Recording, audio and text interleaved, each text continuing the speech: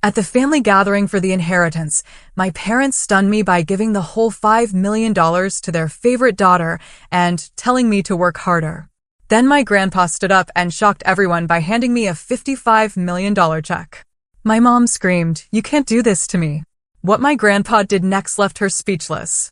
Can you imagine thinking your whole life was built on a solid foundation, only for it to crumble in an instant, revealing a viper's nest of deceit?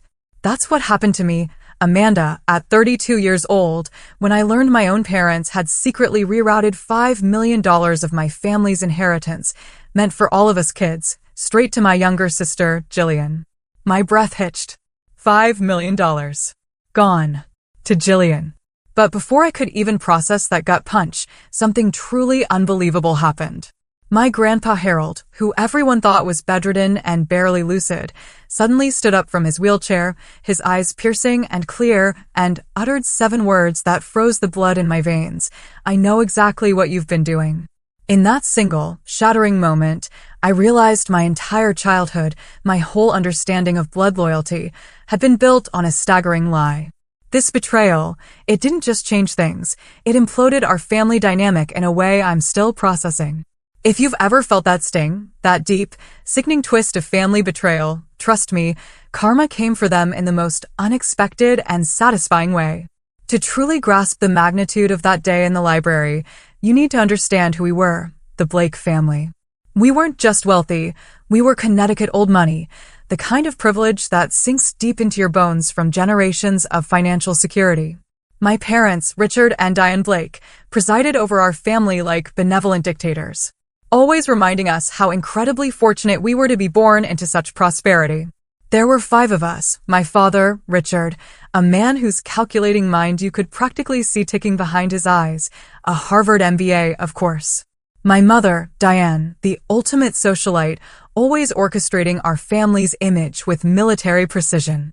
Then my brother, Ethan, for years younger than me, the designated family rebel who wanted nothing to do with real estate.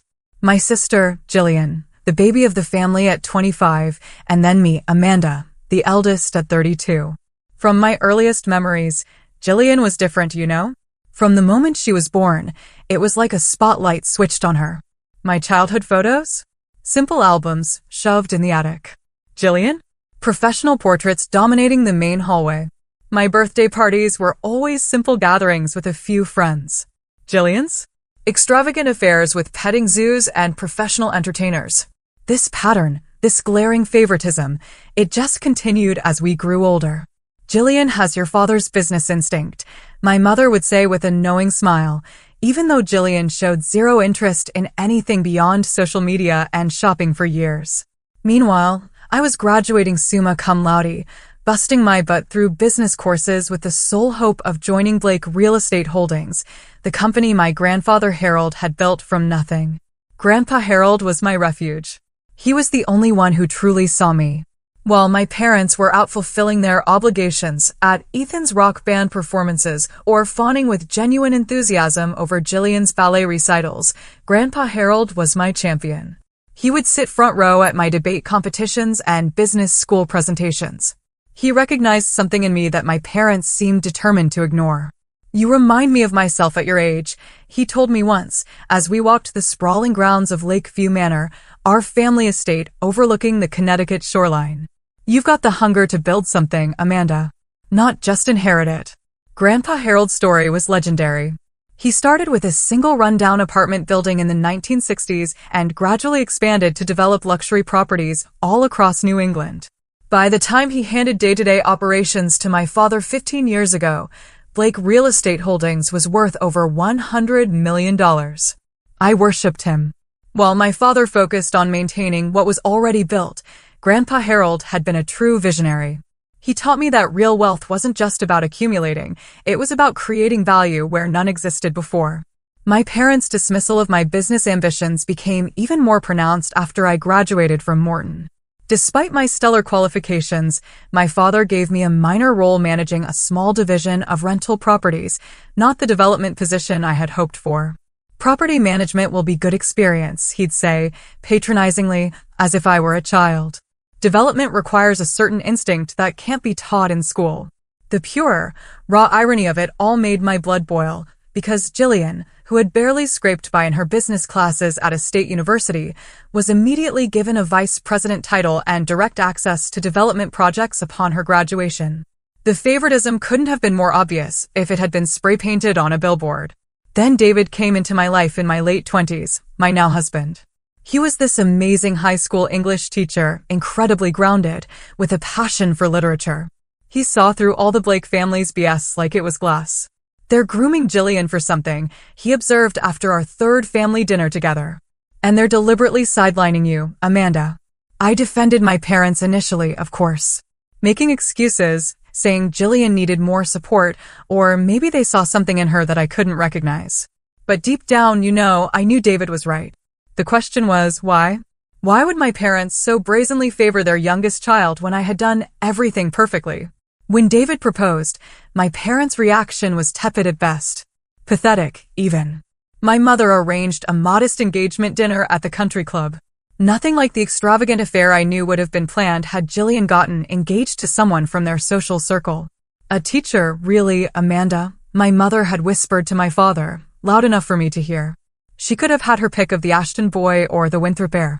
David and I married anyway, buying a modest colonial home 30 minutes from Lakeview Manor. I continued working for the family business, trying to prove my worth despite the invisible glass ceiling my parents had installed above me. Meanwhile, Jillian flitted from department to department within the company, showered with praise for the most basic accomplishments. My successes? Treated as expected, of course. Ethan, for his part, wanted nothing to do with real estate. He pursued music with a passion that both irritated and relieved our parents.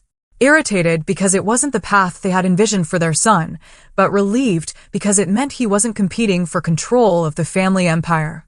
That battle, it seemed, was solely between Jillian and me, though the playing field was far from level. Through it all, Grandpa Harold remained my steadfast champion. He would invite me to lunch regularly, asking pointed questions about the business, nodding approvingly at my observations. As I entered my 30s, I began to hope that perhaps when the time came for the next leadership transition, Grandpa's influence might tip the scales in my favor, despite my parents' obvious preference for Jillian. Little did I know that a far more complex game was being played behind the scenes, one that would eventually expose the rotten core at the center of the Blake family fortune. 2 years before everything exploded, Grandpa Harold started to slip. At first, it was subtle, forgetting names, misplacing his reading glasses, telling the same story twice in one afternoon. Given that he was 84, no one was particularly alarmed. Age catches up with everyone eventually, right?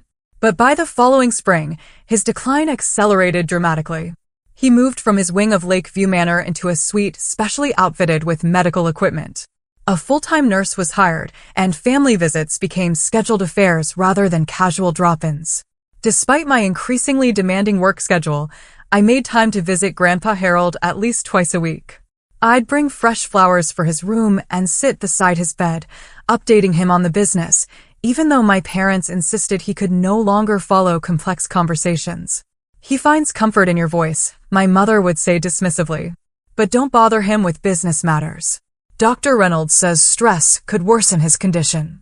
But there were these moments, moments during those visits when I could have sworn Grandpa was more lucid than everyone claimed. His eyes would just sharpen, like a laser beam, when I mentioned certain properties or deals, and occasionally he would ask surprisingly specific questions before lapsing back into vague pleasantries. I mentioned these moments to my father once, who dismissed them as sundowning, temporary periods of clarity common in dementia patients. As Grandpa's health apparently worsened, I noticed significant changes in the family business.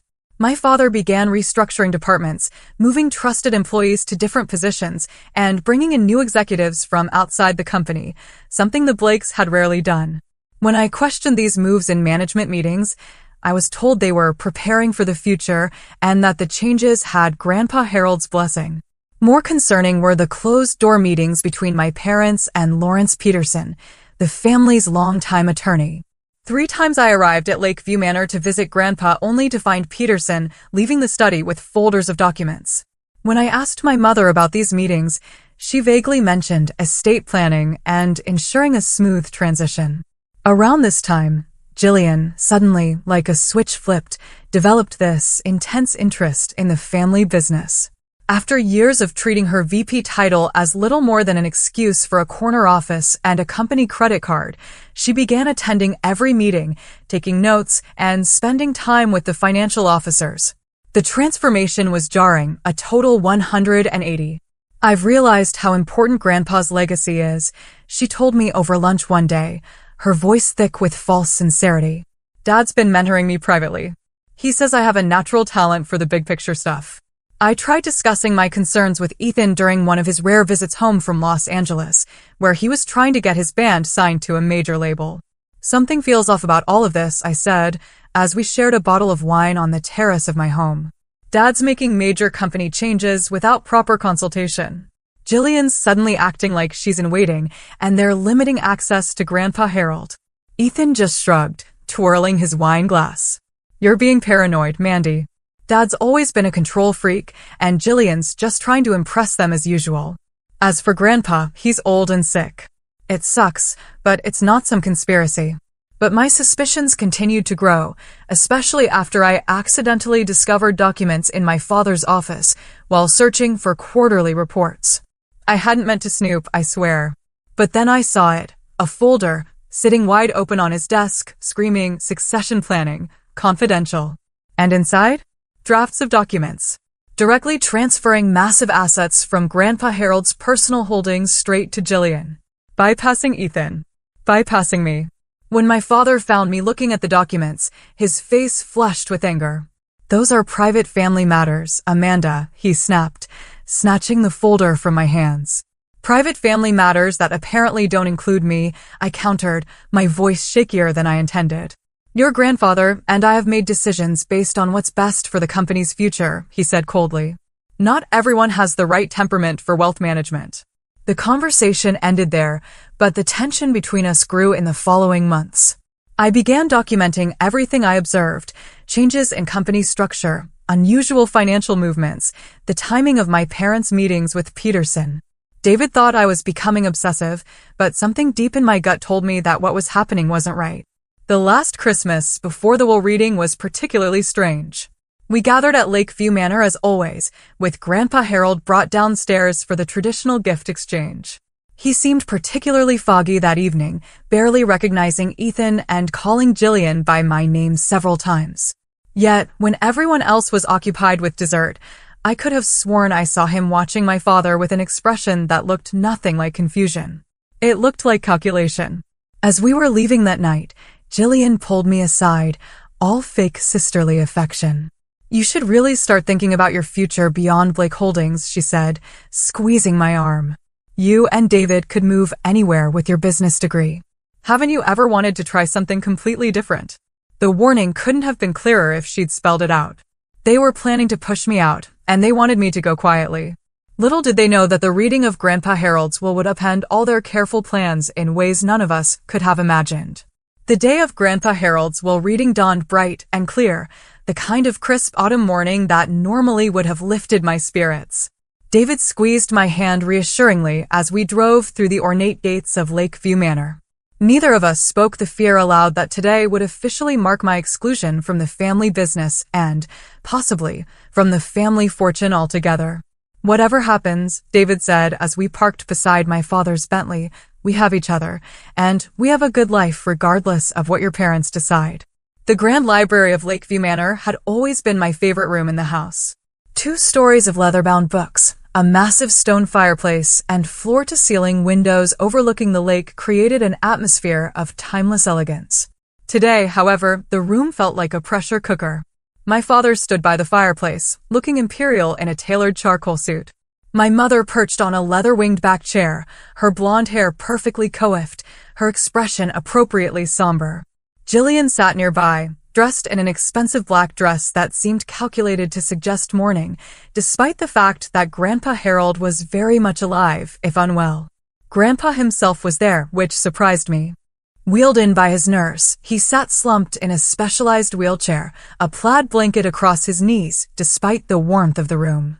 His once commanding presence had diminished so drastically that it made my heart ache. He barely seemed to register the significance of the gathering. Ethan arrived last, looking uncomfortable in a suit that didn't quite fit his musician's frame. He gave me a quick hug before taking a seat as far from our parents as the seating arrangement allowed. Lawrence Peterson cleared his throat and adjusted his wire-rimmed glasses. Thank you all for gathering today. As you know, Harold has decided, given his health situation, to execute certain aspects of his estate plan now rather than waiting. He believes this will ensure a smoother transition and allow him to see his wishes fulfilled during his lifetime. Peterson began reading through standard legal provisions, executive appointments, tax considerations, charitable bequests to Harold's favorite organizations. I listened intently, waiting for the details that would impact the family business. Regarding Blake Real Estate Holdings, Peterson continued, Harold has already transferred operational control to Richard, as you all know. However, ownership shares were to be distributed upon Harold's passing according to the following percentages: 40% to Richard, 20% to Amanda, 20% to Ethan, and 20% to Jillian. My heart lifted slightly at the word were. At least Grandpa had initially intended for US to share equally in the business. However, Peterson said, adjusting his glasses again, and that, however, felt like a physical blow, as part of Harold's revised estate plan, executed 3 months ago when he transferred power of attorney to Richard. A significant distribution has already taken place. Peterson lifted a document from his portfolio. Harold has gifted Jillian Blake $5 million in liquid assets and real estate holdings, including the Westbrook development, the Sheffield apartment complex, and the Newport vacation property. The room started to spin slightly. Those weren't just assets. Those were the exact properties I had been managing for the past 5 years. Properties that were supposed to be divided among all the grandchildren. And the Westbrook development wasn't even completed yet. It was the project I had poured my heart into, researching environmental impact, working with local officials, and designing a mixed-use community that would provide both luxury and affordable housing. These assets, Peterson continued, have been removed from the estate distribution and are now solely owned by Jillian Blake. That's not possible, I said, my voice sounding distant to my own ears.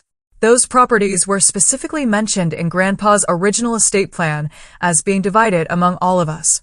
My father stepped forward, his expression a practiced mix of sympathy and stone-cold firmness. Amanda, your grandfather, and I discussed this at length. The reality is that Jillian has demonstrated exceptional business acumen over the past year. Furthermore, with you and David both having established careers, and Ethan pursuing his music, Jillian simply has greater financial needs at this stage. Greater financial needs? Ethan repeated incredulously, finally engaging with the proceedings. She lives in a company-paid penthouse and has never worked a day in her life outside the cushy job you gave her. Jillian's face flushed with anger. That's not fair. I've been working closely with Dad on major projects. Just because I don't broadcast every little accomplishment like Amanda doesn't mean I haven't earned this. Earned? I couldn't help but laugh, though there was no humor in it. It was a bitter, hollow sound. Jillian, you couldn't even explain how a cap rate works last year, and suddenly you've earned $5 million in assets? My mother intervened, her voice carrying that warning tone I'd heard throughout childhood. Amanda, this is exactly the kind of reaction that concerned your grandfather. This competitiveness, this inability to be happy for your sister's success. Success? I stood up, blood pounding in my ears. What success? What has she actually accomplished besides being your favorite? Peterson awkwardly shuffled his papers. Perhaps we should take a brief recess. No, I interrupted, moving toward his desk. I want to see the transfer documents now. After a moment's hesitation and a nod from my father, Peterson handed me the paperwork. There it was, in black and white. My father's signature as power of attorney, authorizing the transfer of assets that had been meant for all of us to Jillian alone. The date on the document coincided with the period when Grandpa Harold's health had supposedly taken a dramatic turn for the worse. This is wrong, I said quietly, scanning the pages. Grandpa would never have wanted this. He believed in fairness. People change their minds, Amanda. my father said smoothly, especially when they see who truly values the family legacy versus who might be distracted by outside interests. He glanced meaningfully at David, the injustice of it all. Years of hard work dismissed. My dedication to the company treated as a hobby. Assets I had managed successfully handed to my sister, who had shown no real interest until recently. It was overwhelming. I felt tears threatening, and I fought them back. I wouldn't give them the satisfaction. And that's when it happened. From his wheelchair in the corner, Grandpa Harold slowly pushed the blanket off his knees. With effort, but surprising steadiness, he rose to his feet. His nurse gasped and moved toward him, but he waved her away with a firm hand. "That's enough," he said, his voice stronger and clearer than I had heard it in over a year. The room fell silent. My father's face drained of color. "Dad, you shouldn't be exerting yourself," he said quickly. "Let's get you back to your room where you can rest." Grandpa Harold fixed my father with a stare that could have frozen fire. "I've been watching you all very carefully. The will you just heard? It's a fake." The silence that followed was absolute. My mother's hand flew to her pearl necklace, a nervous habit from childhood. Jillian looked like she might faint. My father stood perfectly still, like a predator hoping to avoid detection.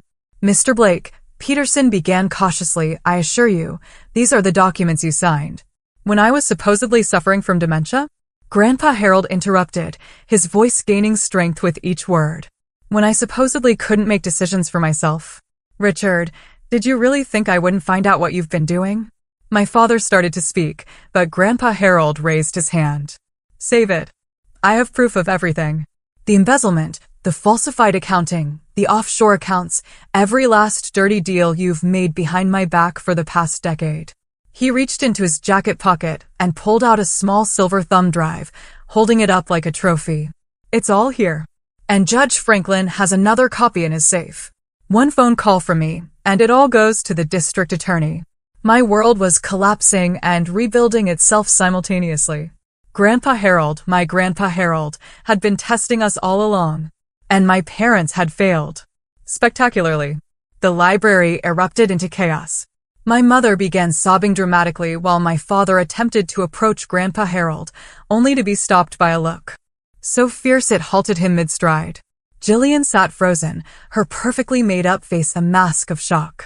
Ethan moved to stand beside me, our shoulders touching in a silent show of solidarity that we hadn't shared since childhood. "Everyone sit down," Grandpa Harold commanded, and remarkably, everyone obeyed.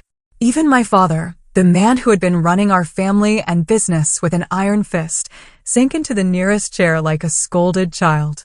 "I'll start from the beginning," Grandpa said, moving with surprising agility to take the seat at the head of the long library table, his traditional place during family meetings. 14 months ago, I began noticing irregularities in the quarterly financial reports. Properties that should have been generating substantial income were showing minimal returns. Development costs for new projects were inexplicably inflated. Money was moving through our accounts in patterns that made no sense for legitimate business. He looked directly at my father.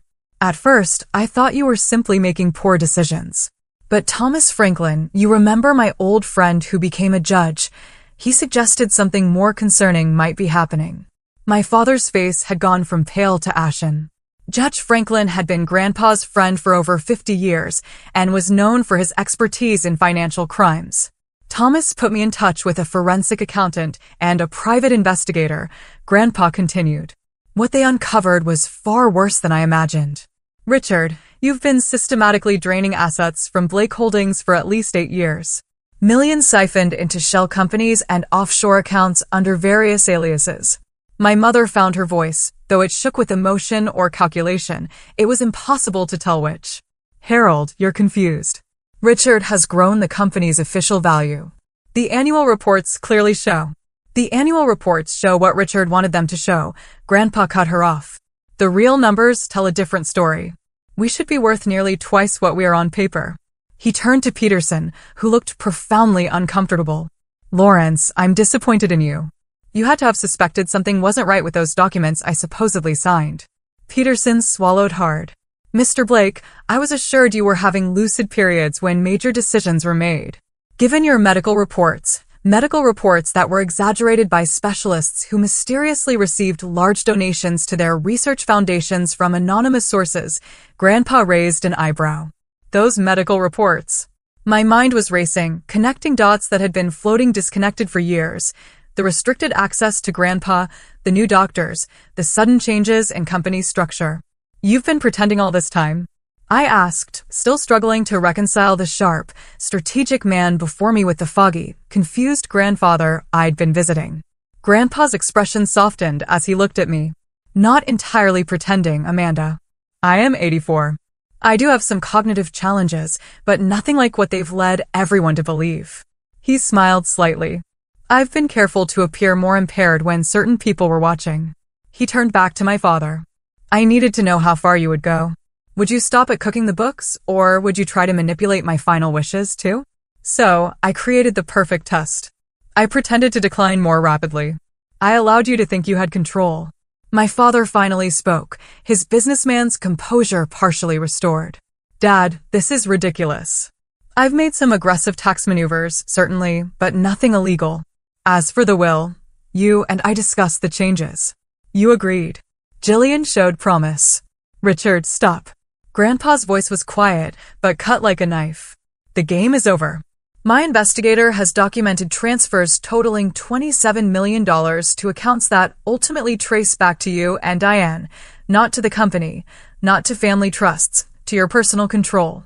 He nodded to his nurse, who left the room briefly and returned with a distinguished older man I didn't recognize. This is Michael Donovan, former FBI financial crime specialist. He's been building the case for nearly a year. Donovan nodded professionally. We have transaction records, communication logs, and testimony from 3 former employees who were pressured to falsify documents.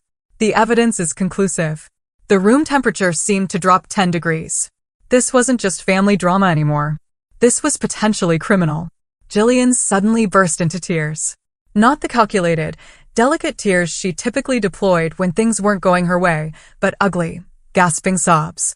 I didn't know, she cried, mascara streaming down her face. I mean, I knew something wasn't right with some of the paperwork Dad had me sign, but he said it was just tax optimization. Grandpa Harold regarded her coolly. You knew enough, Jillian. Those tax forms you signed authorized the transfer of assets out of the country. Your signature is on documents creating shell companies in the Caymans. She was just doing what I told her. My father interjected sharply. Leave her out of this. Like you left Amanda out? Grandpa countered. The only person who actually showed genuine business acumen and ethical judgment. The one you deliberately sidelined because she might have noticed what you were doing. Hearing this validation from Grandpa, confirmation that I hadn't imagined the years of being overlooked and undermined, released something tight in my chest. David reached for my hand under the table. The will you heard today is completely fabricated, Grandpa continued. My actual estate plan is quite different, and it remains unchanged from what I decided 5 years ago. He nodded to Donovan, who produced another folder of documents. Blake Holdings will be placed in a family trust, Grandpa explained. Amanda will serve as primary trustee with Ethan as secondary trustee. Operational decisions will require approval from both trustees. Richard and Diane, you are removed from all leadership positions effective immediately. My parents stared in stunned silence. My father's calculating mind was visibly racing, looking for an angle, an escape route. You can't do this, he finally said. You legally transferred power of attorney to me. These new documents won't stand up in court. Power of attorney obtained through fraud and misrepresentation of my mental capacity. Grandpa smiled thinly. Judge Franklin has already reviewed the evidence. The medical assessment I underwent last week without your knowledge confirms I am fully competent to make these decisions. He turned to me and Ethan. There's one more thing you should know, and it may be the hardest truth of all. He took a deep breath. Richard is not my biological son. The silence that followed Grandpa Harold's announcement was deafening. My father sat completely still, his face unreadable. My mother looked away, studying her manicured nails as if they held the secrets of the universe. What are you talking about? Ethan finally asked, his voice unusually quiet. Grandpa Harold's expression held decades of contained pain. Your grandmother, Eleanor, and I had been married for 3 years without conceiving a child. We were going through testing to determine the cause when she suddenly announced she was pregnant. I was overjoyed, never questioning the timing. He paused, his gaze distant with memory. It was only after Eleanor died of cancer, when Richard was 17, that I found her journals. She had had a brief affair with my business partner, Charles Whitmore. Richard was the result. My father's jaw tightened, but he remained silent. I made the decision to keep this knowledge to myself, Grandpa continued. Richard had already lost his mother. I couldn't bear to tell him I wasn't his biological father, especially since I had raised him and loved him as my own from the moment he was born. If you loved him so much, my mother interjected sharply, why reveal this painful secret now, in front of everyone? Grandpa's eyes hardened.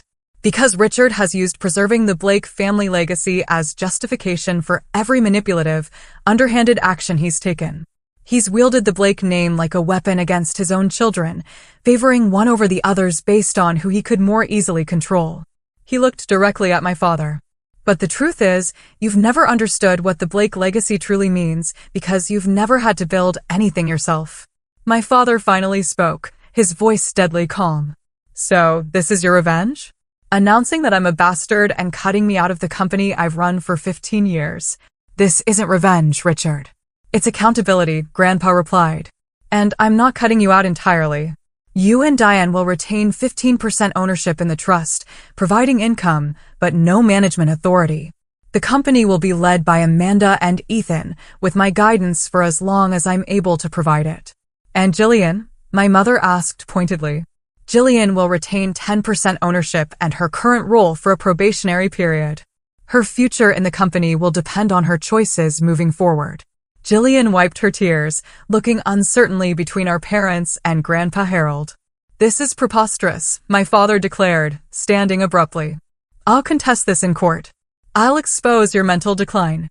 Please do, Grandpa interrupted calmly. And I'll ensure the district attorney receives the complete file on your financial crimes. How do you think the Westbrook investors will react when they learn their money was partially diverted to your personal accounts in Grand Cayman? The threat hung in the air, its implications unmistakable. My father, for perhaps the first time in his adult life, had no countermove. We're going home to discuss our options, my mother announced, gathering her purse with trembling hands. Jillian, come with us. Jillian hesitated, looking between our parents and Grandpa Harold. Jillian, my mother repeated sharply. After a moment's hesitation, Jillian followed our parents from the room. The heavy library door closed behind them with a sound like the period at the end of a complicated sentence. The dinner that evening was possibly the most excruciating experience of my life. Grandpa Harold had insisted we all stay at Lakeview Manor to begin the transition process, as he called it.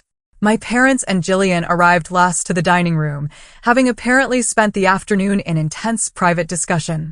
The massive oak table that could seat 24 comfortably now felt both too large for our small group and too confining to contain the tension radiating between us. We ate in near silence, the only sounds the clink of silverware against fine china and the occasional whispered direction to pass the salt or wine. Ethan kept shooting me questioning glances across the table, clearly as uncomfortable as I was. After the main course had been cleared, Grandpa Harold spoke. Tomorrow morning, we'll meet with the board to announce the leadership changes. Amanda, I'd like you to prepare a brief statement about your vision for the company moving forward. My father's knife clattered against his dessert plate. This is still precipitous, Dad. The board has worked with me for years. They won't simply accept Amanda stepping in without question. They will, Grandpa replied evenly, when they understand the alternative is a public scandal and potential criminal charges. Most of them have their own investments tied up in Blake Holdings. They'll choose stability and discretion. Later that evening, Ethan found me in the garden gazebo where I'd retreated to call David and process the day's revelations. He sat beside me on the cushioned bench, looking up at the stars visible through the gazebo's glass ceiling. So, he said after a moment, apparently, we're business partners now. I laughed, a real, genuine laugh that felt alien after the day's events. Apparently. I know nothing about real estate development, he admitted. You know more than you think, and you have good instincts about people, which is half the battle. I turned to look at him. Are you okay with all of this? You've always been clear about wanting your own path. Ethan was quiet for a moment. I think I'm actually relieved. Music will always be my passion, but I've been struggling in LA. Too many talented people, not enough opportunities, he shrugged. Maybe this is the universe telling me it's time for a different approach. I can still make music while helping with the family business. Co-trustees, huh? Grandpa was smart to structure it that way. Neither of us can make major decisions alone. Checks and balances, Ethan agreed. Something our parents never allowed. The following morning, Grandpa Harold invited me to his private study, a room I hadn't been permitted to enter for months. Unlike the imposing library, this space was intimate and personal, with worn leather chairs and walls lined with family photographs rather than leather-bound legal tomes. He unlocked an antique cabinet and removed a weathered photo album I'd never seen before. As we sat together on his small sofa, he began showing me images from the early days of Blake Holdings, construction sites, ribbon-cutting ceremonies, handshake deals captured in fading color. Your grandmother Eleanor was my heart, he said softly, pointing to a beautiful woman with a warm smile standing beside him in front of their first major development. When I discovered her affair after her death, it nearly destroyed me. Not just the betrayal, but the fact that she'd taken the truth to her grave. Is that why you and Dad always seemed strained? Even before the financial issues? I asked. Grandpa nodded slowly. I tried not to let it affect how I treated him, but perhaps some part of me was always looking for Eleanor's betrayal in Richard's face. And Richard, he always sensed something was missing between us, though he never knew why. He turned the page to reveal photos of my father as a young man, graduating from college, joining the family business. I should have told him the truth when he was old enough to understand. Secrets like this poison families across generations. Like the secret that my parents have been embezzling from the company? I asked, unable to keep the bitterness from my voice. Yes, Grandpa acknowledged. Though I suspect that particular crime has a simpler motivation. Your father has expensive tastes, and your mother's family lost their money 2 generations ago. Her social status has always depended entirely on the Blake fortune. He closed the album gently. But there's something else you need to understand, Amanda. Richard isn't biologically a Blake, but he is my son in every way that matters. I raised him, taught him, loved him. His actions are his own responsibility. But the distance between us, that's partially my failure. The complexity of family relationships had never felt more profound. Grandpa Harold had kept a devastating secret for decades out of love. Yet that very secret had created an emotional gulf that perhaps drove my father to his own deceptions. What happens now? I asked quietly. Now we rebuild, Grandpa replied. The company, yes, but more importantly, the family, or at least the parts that can be salvaged. Before I could respond, there was a sharp knock at the study door. Ethan entered, his expression troubled. You need to come downstairs, he said urgently. Dad's gone through Grandpa's office. He's destroying documents. The weeks following what our family would come to call the revelation were some of the most challenging of my life. My parents declared all-out war, both legal and emotional. They moved out of Lakeview Manor the day after my father was caught shredding documents, taking up residence in their Manhattan penthouse and hiring Stanley Rothman, one of the most aggressive attorneys in New York. Grandpa Harold, bless his heart, temporarily moved in with David and me. Our modest colonial, which usually felt so cozy, suddenly felt both too small for his larger-than-life presence and, strangely, more like home with him there, drinking coffee at our kitchen table and sharing stories of his early days in real estate. The first salvo in my parents' legal offensive was a petition challenging Grandpa's mental competence. Despite the independent medical assessment confirming his capacity, they submitted affidavits from the specialists they had previously engaged, all suggesting that Grandpa Harold suffered from significant cognitive decline with occasional periods of lucidity. Judge Franklin, true to his friendship with Grandpa, ensured the case was assigned to Judge Rebecca Martinez, known for her no-nonsense approach to family disputes. She ordered a comprehensive evaluation by a court-appointed geriatric psychiatrist who ultimately confirmed what we already knew. Grandpa Harold had some age-related memory issues, but was fundamentally sound in his decision-making capacity. With the competency challenge defeated, my parents shifted tactics. Rothman filed for an emergency injunction to prevent any changes to the company leadership structure, claiming that my father had been operating under a valid power of attorney and that the sudden reorganization would cause irreparable harm to the business interests of Blake Holdings. Meanwhile, Jillian launched what could only be described as a social media smear campaign. Carefully worded posts about elder abuse and manipulative relatives taking advantage of my beloved grandfather began appearing on her Instagram and Facebook accounts, though she never named me directly. The implications were clear to anyone who knew our family. Can you believe this? I asked David one evening, showing him Jillian's latest post, a throwback photo of her and Grandpa with the caption, "Some people will do anything for money and power, even turning family members against each other. Heartbroken, but staying strong for you, Grandpa." David set aside the essays he was grading and read the post, his expression darkening. "She's playing the victim while your parents were the ones stealing millions." The irony is almost impressive. The toll on our marriage was subtle but real. David had always been my rock, but the constant stress of legal proceedings, emergency business meetings, and family drama was testing both our patience in ways I never thought possible. Late nights poring over company financial records meant less time together. The emotional weight I carried home each day created a heaviness that was difficult to escape, even in our most intimate moments. "I'm sorry," I whispered one night after snapping at him over something trivial, a forgotten grocery item, if I recall correctly. "I don't mean to bring all this home with me." "Hey," he said, pulling me into his arms. "For better or worse, remember? This is the worst part. We'll get through it." Ethan surprised everyone with how quickly he adapted to his new role in the company. While I focused on operations and development, he took over investor relations and marketing, areas where his natural charisma and creativity proved unexpectedly valuable. He moved back from Los Angeles, taking an apartment near the office and throwing himself into learning the business with an enthusiasm I'd never seen him direct toward anything except music. "It turns out I'm pretty good at this corporate stuff," he told me over lunch in the company cafeteria about a month after the revelation. Who knew?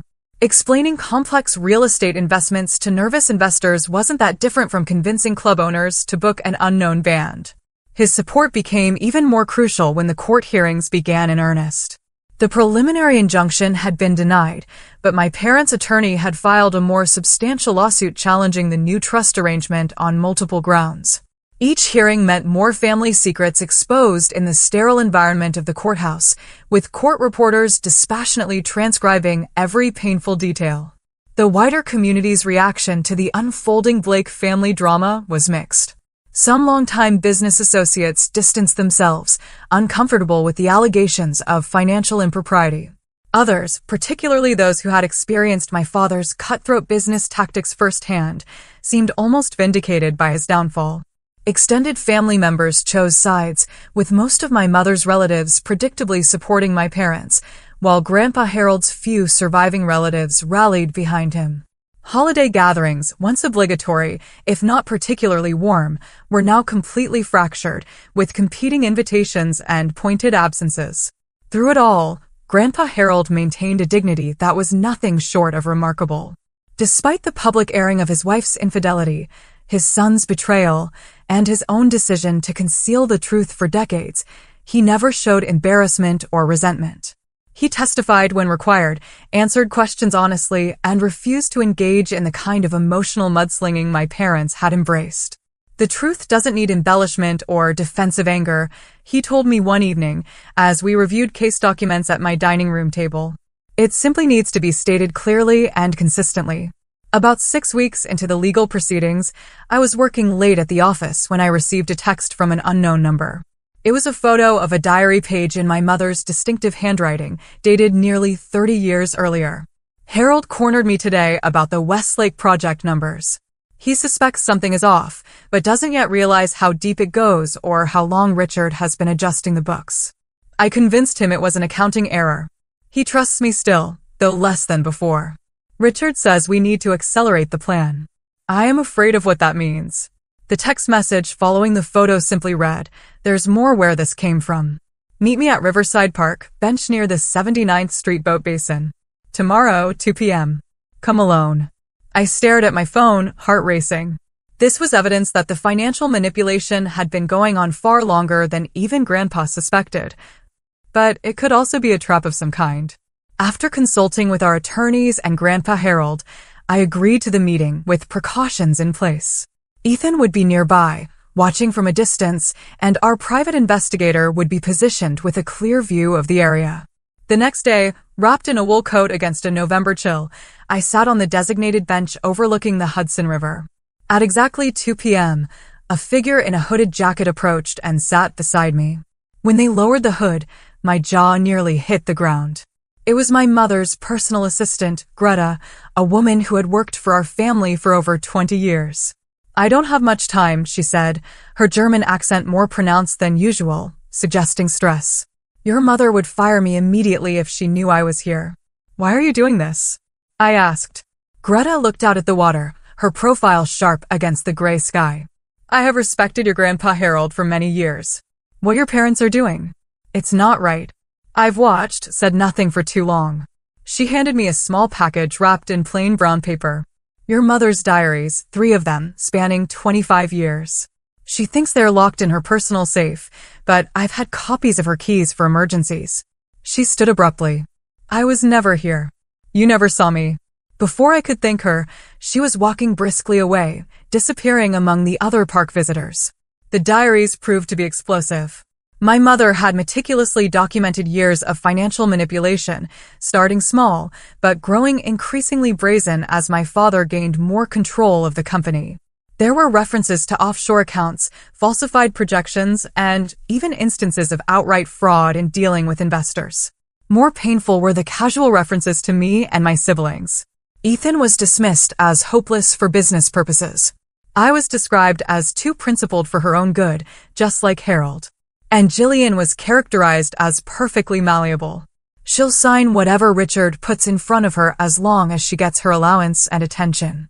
When our attorneys presented the diaries in court, the judge ordered forensic authentication. Once verified as genuine, they effectively demolished my parents' case. The evidence of long-term, deliberate financial crimes was overwhelming. Yet, even as we appeared to be winning the legal battle, a more disturbing reality emerged. Working with forensic accountants, we discovered that over $2 million was simply gone. Transferred through so many shells and fronts that tracing it became nearly impossible. The money had effectively vanished into the complex web of international banking. After one particularly grueling day of financial investigation, I returned home to find David waiting with a good bottle of wine and takeout from our favorite Italian restaurant. "You need a break," he said firmly, taking my briefcase and setting it aside. "Just one evening without Blake family drama." We were halfway through dinner when my phone rang. Seeing Ethan's number, I apologized and answered. "Mandy," he said, his voice hesitant. "Dad just called me. He wants to meet. Alone." My fork clattered against my plate. "He wants to meet you? Why?" "I don't know. He just said he wants to talk. To explain some things." "I think I should go," Ethan paused. "Maybe he's finally ready to explain himself. Or maybe he's trying to divide us," I countered. "That's always been their strategy. Play us against each other." "I know, but..." Ethan sighed. "He's still our father, Mandy. Biological or not. Don't you want to understand why he did all this?" The question hit me harder than I expected. Did I want to understand? Part of me wanted only justice, consequences, closure. But another part, the daughter who had once adored her father despite his flaws, desperately wanted explanations that might make sense of the betrayal. "If you go," I finally said, "I'm coming with you." The meeting never happened. The next morning, we received word that my father had boarded a private jet bound for a country with no extradition treaty with the United States. My mother claimed ignorance of his plans when questioned by authorities, though few believed her. The official investigation into Blake Holdings' finances was now moving from civil to criminal territory, with the FBI taking a direct interest in the case. In the midst of all that chaos, a small miracle occurred. Amid a routine doctor's appointment, I discovered I was 8 weeks pregnant. David and I had been trying for nearly a year, and the timing seemed both terrible and, somehow, absolutely perfect. New life, emerging from the ashes of our family's destruction. When I told Grandpa Harold the news, his eyes filled with tears, the first I'd seen since the whole ordeal began. "Life goes on," he said simply, placing his weathered hand over mine. "That's the beauty of it. One year after the day Grandpa Harold stood up in the library and changed everything, we gathered again at Lakeview Manor, not for a reading or legal proceeding, but for a different kind of family meeting. The grand house felt different now. We'd removed some of the more ostentatious artwork my mother had favored and opened up rooms that had long been closed off, letting light into spaces that had been shadowed for years. My father remained abroad, reportedly living in a villa in a country known for harboring wealthy fugitives. The FBI had frozen many of his known assets, but we all suspected he had planned his escape carefully, with resources hidden where they couldn't be easily traced. My mother had negotiated a settlement with prosecutors, agreeing to cooperate in exchange for avoiding jail time. She now lived in a modest apartment in Boston, all pretense of social prominence utterly abandoned. The most surprising transformation had been Jillian's. After initially siding with our parents, she had experienced what appeared to be a genuine crisis of conscience. When federal investigators showed her the actual documents she had signed, papers that implicated her in potential felonies, the reality of her situation finally penetrated the protective bubble our parents had created around her. I didn't understand what I was doing, she told me tearfully during a difficult conversation 6 months earlier. Dad always said it was just aggressive tax planning, that everyone in our position did the same things. Jillian, I'd responded, not unkindly but firmly, at some point, you have to take responsibility for your own choices. That conversation? That marked the beginning of a tentative reconciliation. Jillian had entered therapy, moved out of the luxury apartment our parents had provided, and taken a legitimate position in the company's charitable foundation, work that seemed to genuinely engage her talents and interests. Now, as we sat around the dining table, Grandpa Harold at the head, with Ethan, Jillian, David, and me arranged around him, there was a sense of cautious optimism that would have been unimaginable a year earlier. My son, Jacob, just 3 months old, slept peacefully in a bassinet beside my chair. His presence, a constant reminder of life's continuity despite upheaval. I've asked you all here because I've made a decision about Lakeview Manor, Grandpa Harold announced once we had finished our meal. I'm selling it. The statement, delivered without preamble, stunned us all into silence. But this is the family home, Jillian protested. It's been in the Blake family for 3 generations. Exactly, Grandpa nodded. And it carries the weight of 3 generations of secrets, lies, and unhappiness. This house shaped all of us, and not always for the better. He looked around the table, his gaze lingering on each of us. The Blake legacy isn't this house or even the company. It's what we build together moving forward. And I think we need fresh ground to build on. Over dessert, he unveiled architectural plans for 3 adjacent properties on a beautiful piece of land overlooking the same lake, but from the opposite shore. 3 homes. 1 for Grandpa Harold, 1 for David and me, and our growing family, and 1 for Ethan, who had recently become engaged to a brilliant environmental lawyer he'd met through the company's sustainable development initiatives. What about me? Jillian asked quietly when she noticed there were only 3 homes planned. Grandpa Harold regarded her thoughtfully. That depends on you, Jillian. Your probationary period with the foundation ends next month. The reports I've received suggest you've found your calling there. If you choose to stay with the family and continue your current path, we'll build a 4th home. Or perhaps you'd prefer your own space elsewhere. The choice is yours. Jillian nodded slowly, tears welling in her eyes. I'd like to stay close to Jacob. I want to be a real aunt to him. Not the kind of aunt our mother was to our cousins, sending expensive gifts, but never really present. The business had stabilized under our joint leadership. Blake Holdings had weathered the scandal with remarkably little permanent damage, largely due to our transparency with investors and partners about what had happened and the changes we had implemented to prevent similar issues in the future. We had downsized some operations, sold off properties that held painful associations, and refocused on the kind of community-oriented development that had been Grandpa Harold's original passion. Ethan had found unexpected fulfillment in his business role, though he still played music on weekends at a local jazz club. David had continued teaching, but had reduced his schedule to be more present for Jacob and to support me through the ongoing transitions, and I had discovered strengths I never knew I possessed, an ability to make difficult decisions, to lead through crisis, to rebuild what had been broken. Later that evening, As we stood on the terrace overlooking the lake, Grandpa Harold and I watched the sunset paint the water in shades of golden crimson. Do you regret it? I asked him, revealing everything. It would have been easier to let it go, to preserve the family image. He considered the question, his weathered hands resting on the stone balustrade. Easier in the short term, perhaps, but secrets don't disappear. They metastasize. Your father's dishonesty grew from the soil of my own deception about his parentage. Your mother's manipulations flourished in the shadows we all agreed not to illuminate. He shook his head.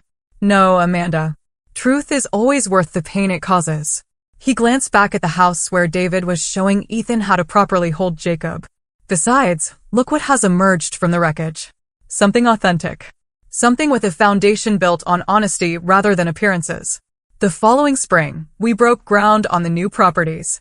The ceremony was simple, just the 5 of us and Jacob, now crawling and babbling excitedly. Jillian had truly earned her place back in the family circle.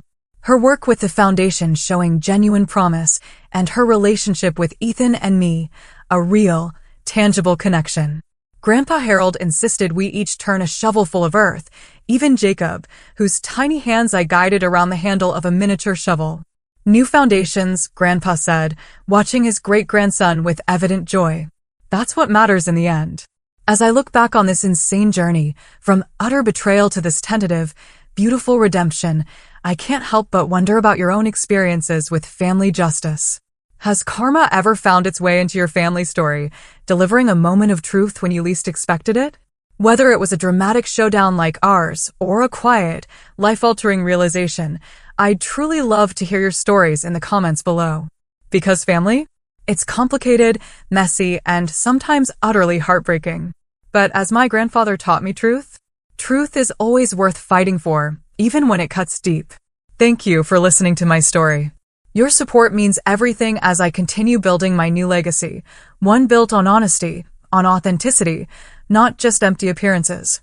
Take care, everyone. And good luck on your own paths.